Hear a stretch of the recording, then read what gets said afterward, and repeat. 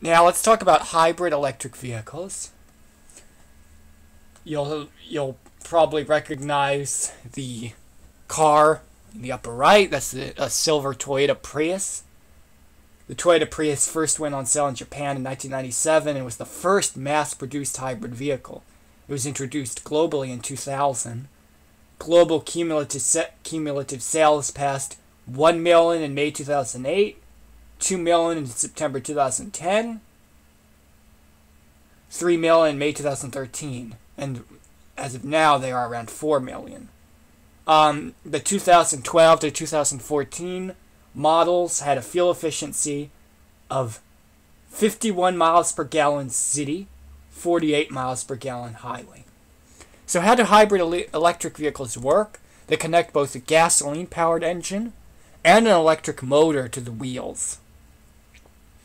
So here's a diagram showing the interior of a hybrid. And so you'll see you have your gasoline engine here in the front under the hood, but you also have an electric motor.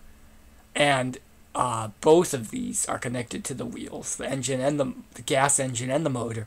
And the electric motor is powered by a battery, which is, for this car, it's in the back, okay? And so the gasoline engine charges the battery. The electric motor is powered by the battery. The gasoline engine is what charges it. The gasoline engine shuts down when the vehicle stops. So if you've probably been in a Prius at some point in your life, or you will be. A lot of the Uber drivers have Priuses. You'll just notice how when you come to a stoplight, the engine shuts off and it just gets so quiet, right? It sounds like the vehicle is off. So the hybrid is able to shut off the gas engine when the vehicle comes to a stop, and it uses regenerative braking. The braking you do when you come to a stop, you put your foot on the brakes, that actually can recharge the battery. And for these reasons, hybrids actually can improve fuel efficiency greatly in city driving. In fact, hybrids improve fuel efficiencies by about 30% in city driving. It varies on the model. But that's basically an average. And it has to do with the fact that when you're coming to stop, when you're putting your foot on the brakes, you're charging the battery, and also when you come to a stop, like in city driving at lights or a stop sign, you're shutting off the engine. And for hybrids, typically city miles per gallon, city fuel efficiency is a few miles per gallon more than highway fuel efficiency, okay? So we mentioned the Prius 2012-2014 models, 51 miles per gallon city, 48 miles per gallon highway, okay? Ford Fusion and Honda Civic hybrids as of 2013, 44 miles per gallon city, 41 miles per gallon highway, okay? Prius is one of the most fuel efficient hybrids, but it's very common for hybrids to have fuel efficiencies in the 40 to basically 40 to 60 mile per hour range for city driving. As of December 2014, all models of the Prius family account for nearly half of all U.S. hybrid sales since 1999. In 2014, new hybrid vehicles sold in the USA represented 2.75% of all new car sales. Okay, so in 2014, there were 452,152 hybrids, new hybrids sold in the U.S. Just under 3% of all new car sales. In 2013, it was slightly more than 3%. So you'll see that that's U.S. Doesn't sound like a lot, okay? Sometimes I'll ask my in lecture class, what do you think about the percentage of all new total car sales in the U.S. being hybrids? And some people might think, oh, higher, like 10 or 20%. And you got to think about, how many hybrids do you see compared to other cars? The cars relying on the major sources of energy for transportation, oil. And then you also have to remember that this is for the U.S. as a whole. In the Bay Area, hybrids can account for nearly 10% of all new car sales. Okay, see a lot of Priuses in San Jose and San Francisco. Here's a plug-in hybrid. This is the Chevrolet Volt. Chevrolet Volt here. And it has about 38 miles range on the electric motor alone. Doesn't sound like a whole lot of range, right? 38 miles. But then you have to recognize that this is a special type of hybrid. The difference being that most hybrids switch between the gas engine and the electric motor depending on speed, and applying the brakes is what charges the battery. There's no plug-in option. With the Volt, you can plug in to charge, similar to an electric vehicle. And with the Volt, the gasoline is actually only used to power a generator that charges the battery for electric driving. It does not power the wheels. So you do use gasoline, but it's very little, as the gas only goes to a generator to recharge the batteries, which can take place while the car is being driven. You can plug in at night to drive the car the next day without use of the gas generator, since the batteries are now fully recharged. But the good thing is you don't have to plug it in. So let's say you're on a long trip and you don't have access or time to an outlet to plug in. What you can do is you just need to get some gasoline, and then that will power the electric generator that recharges the batteries while you drive. Okay, so it's a very impressive vehicle. Okay, because it offers the flexibility to plug in to charge, but it allows one to not simply rely on charging at a station, okay, or in your garage. If you don't have access, like we're talking, like going to a region without access to the charging stations, or going on a really long trip, you can rely on gasoline, not to power the car, but to recharge the battery. Okay, and it will recharge as you drive. Let's talk about biofuels now. In the upper right, you see corn, or as the Native Americans call it, maize. And in the lower right, you see a bus powered on soybeans. Okay, basically. Biofuels, as the name suggests, are produced from living materials. Most modern engines have the flexibility to combust or burn mixtures of biofuels. By 2011, most cars on the U.S. roads could run on blends of up to 10% ethanol, E10. When we talk about ethanol, we're usually talking about ethanol being not the only fuel used to completely power the vehicle, but usually cars running on ethanol will have a mixture of ethanol and gasoline. So E10 is 10% ethanol. The number next to the right of the E tells you what percentage is powered by gasoline. So most cars can run on up to 10% ethanol, 90% gasoline. But manufacturers in recent years have begun producing vehicles designed for much higher percentages. By early 2013, there were around 11 million E85, 85% ethanol capable cars on U.S. roads, near over 4%, and as of today, it's higher. Okay, so where can ethanol come from? It can come. Two sources that it's produced from, two primary sources, are corn and also sugar cane. In theory, biofuels should produce no net greenhouse gases, for the same reason that human breathing produces no net greenhouse gases. But we will be talking about, in reality, that biofuels can have a large carbon footprint indirectly. So let's talk more about ethanol. Again, it can be produced from sugarcane or maize, as we said. It has about a third less energy content per volume compared to gasoline. Now, E85, which is 85% ethanol and 15% gasoline, is slightly less expensive. So while the average U.S. regular unleaded gas price is $2.14 per gallon as of August 6, 2016, the average E85 price is $1.66 per gallon in the U.S. That's 22.5% less expensive, okay? In the last few years, E85 has generally been about anywhere from 15 to 30% less than the price of gasoline.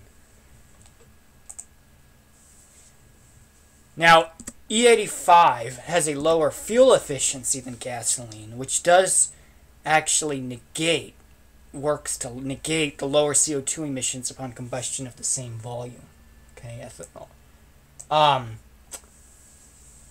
So, what you see is that it's slightly less expensive, and for the same volume, it turns out, if you have a gallon of ethanol and a gallon of gasoline, the gallon of ethanol will produce less CO2 and other greenhouse gases than the gallon of gasoline. But the thing is, E85 does have a lower fuel efficiency. So you have to burn a greater volume of ethanol to get the same amount of energy as the volume of gasoline.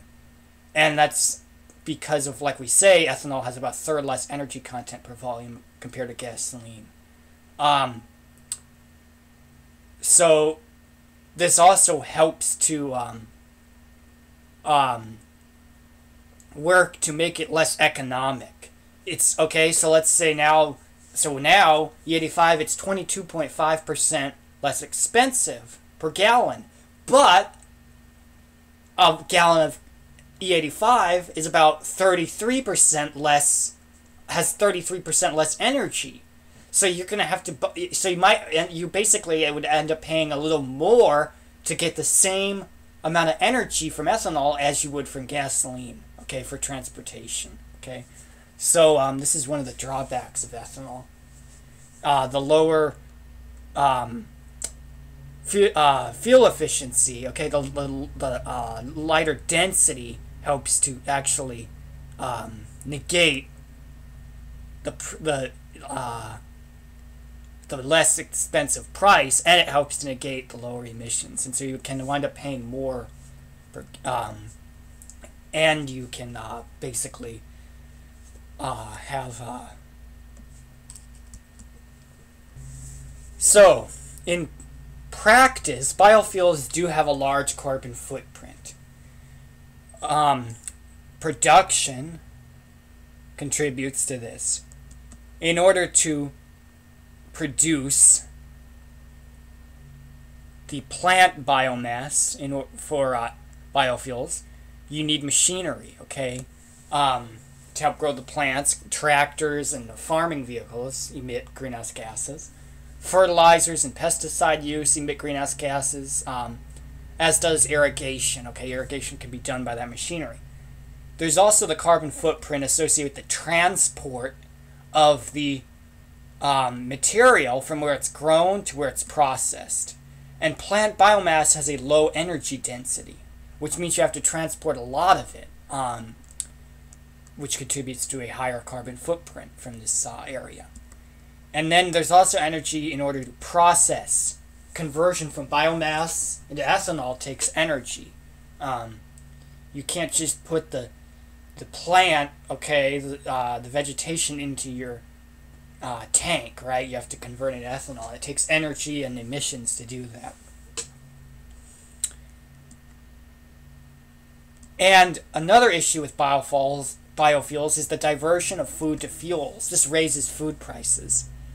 So if you're talking about starting in a certain region to starting to use a significant greater amount of the food, like the corn, the sugar cane, the soybeans, in order to make fuel, then you're taking away from the supply of food for people. And that causes the food prices to go up, okay? And then there's all sorts of, economic and health issues with that. And There are uncertainties with the biofuels and their carbon footprint. Some studies estimate that the energy in biofuels does not even match that of the fossil fuels expended to create it, while others show that the biofuels can produce about twice as much energy as the energy that went into making them. So there are uncertainties, okay, but we're constantly research is being done. Here's a picture, or a few pictures. Here's using Google Maps. Here's a ethanol, an E85, and biodiesel station in the Yay area. This is in Fremont at the corner of Stevenson Boulevard and Fremont Boulevard. And this picture was taken a couple years ago, March 2014. You can see the gas prices were very high. The price for gallon of regular unleaded gasoline at the Chevron station was $3.99 a gallon, okay, and over $4 a gallon for the Plus and Supreme blends. That's Chevron, but then you also see Propel. Propel is basically a company that has ethanol and biodiesel stations, and they often have their pumps inside the Chevron station. They have a partnership going with Chevron so they can share the service station. And you'll see here that biofuel, the flex fuel E85 was $3.39 a gallon, and so it was cheaper. Okay, it was about 60 cents cheaper than the price of gasoline at the time, and since then prices of both gasoline and ethanol have come down. By the way, this is a good point to make. Flex fuel is basically a mixture of ethanol and gasoline, and so when you see, sometimes you'll see vans that can make deliveries, okay, like you're seeing a lot of vans used to deliver Amazon packages, vans used for making repairs, okay.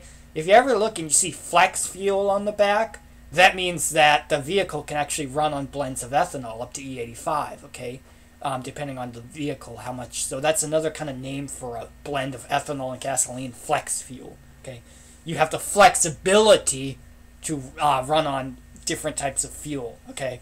That is another benefit of ethanol, is that many of the vehicles on the road today can actually run on blends of up to 10% ethanol, and over time, more vehicles can run on greater percentage of vehicles can run on a greater percentage of ethanol. Okay, so it's not like you have to do an engine conversion, or you necessarily have to buy a completely new car.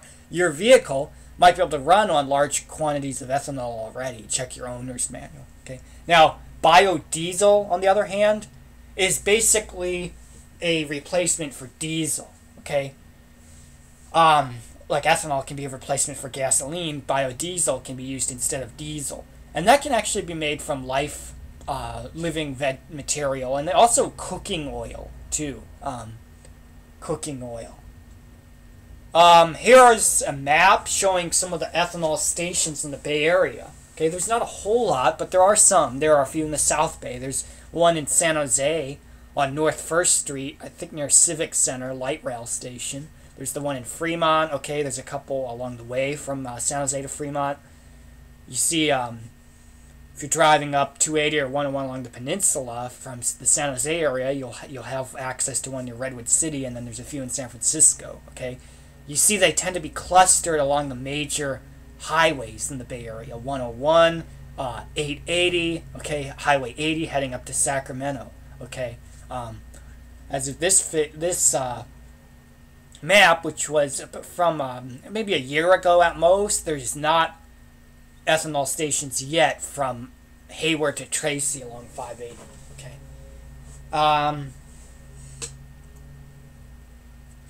What about in the U.S.? Okay. Here are fuel stations that offer E85 in the continental United States of America. And so you'll see in California, most of them tend to be clustered in the Bay Area and the northern San Joaquin Valley, southern Sacramento Valley, and along in the LA area and the San Diego area. Okay. Again, if you're going on a long trip from say, Sacramento to LA along I-5 or 99, you're not going to have access. So you have to keep that in mind, and you have to keep in mind ethanol has about a third less energy content than gasoline.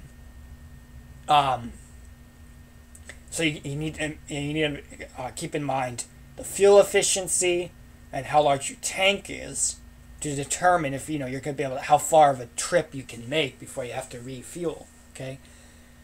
So, and by the way, in Nevada, there's one or two near the Reno Tahoe area, and then there's a few near Vegas. Okay, but you see, there's not a whole lot in the western third of the country. Okay, but then what you see is that there's an extremely high, relatively high concentration of ethanol stations in the northern plains into the northern Midwest. Okay, so in Minnesota, in Iowa, okay, in Missouri, in eastern South Dakota, eastern North Dakota, extending down into Illinois, right, Obama, okay, Indiana, Michigan, right, where Trump thinks he can win.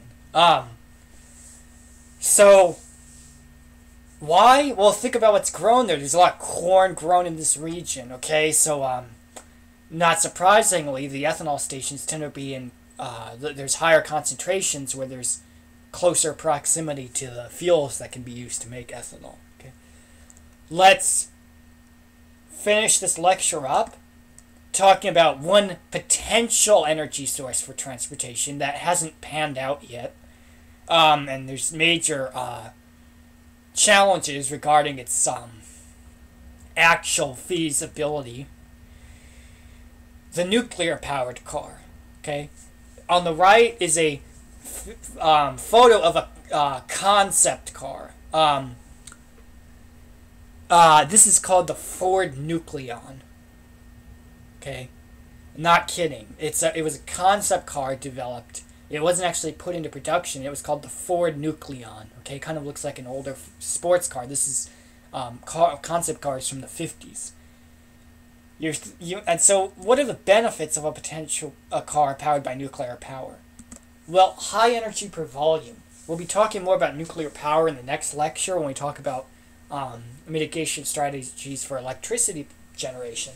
But nuclear energy has a tremendous energy density.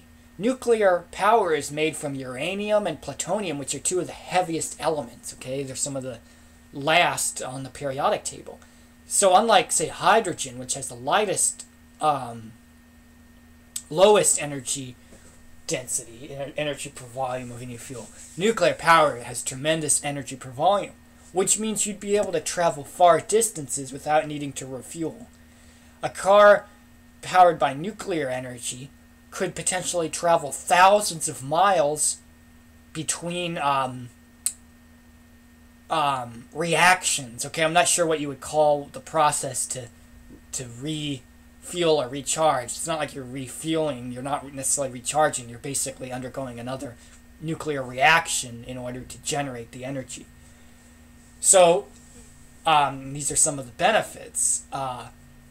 Now, there are major challenges associated with the nuclear-powered car, and you might be thinking of some of them.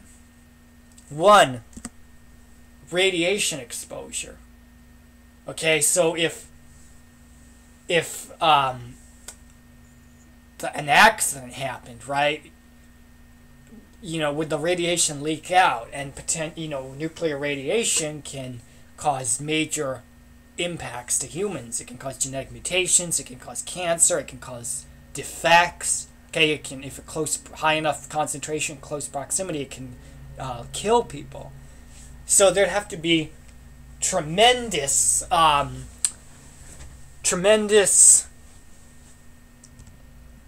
protection of the nuclear reactor inside the car to the outside. Okay, there'd have to be very strong boundary between where the nuclear reactor is inside the car and the outside. Okay, you cannot let that material inside the nuclear reactor get out, and this would increase the weight of the car. Okay, so actually these nuclear powered cars would be very heavy. for a couple reasons. One, the strong materials to prevent radiation leaks in an accident. And two, the fact that the nuclear energy is very high density, it's heavy, and so that would also weigh the car down. So there are questions about if it would actually be reasonable, if it would be actually possible for these nuclear-powered cars to run, or if they'd be weighed down so much that they'd have hard times getting to moderate speeds.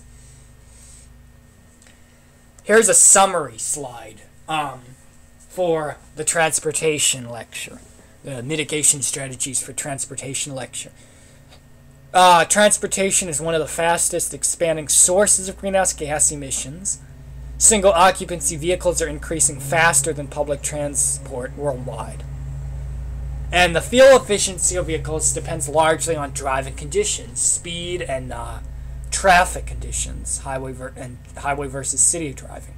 Increased congestion is an obstacle for efficiency, right? More congestion is leading to lower fuel efficiencies. Engine sizes are growing in accordance to popular demand. We've talked about that, how in the U.S. in the past few decades, the cars have become more powerful. They've increased in weight. They've increased in acceleration. The time from 0 to 60 has decreased on average. But despite all of this, the fuel efficiency has increased slightly. Alternative fuel sources compose an exciting and important area of active research. The 30 by 30 goal, by 2030, 30% of, instead of gasoline use, 30% of what would be gasoline use will be from alternative fuels. Maybe somewhat unrealistic, but the number of electric and natural gas vehicles is expected to grow significantly in the next few decades. More research needs to be done. Okay, that's it for lecture 11.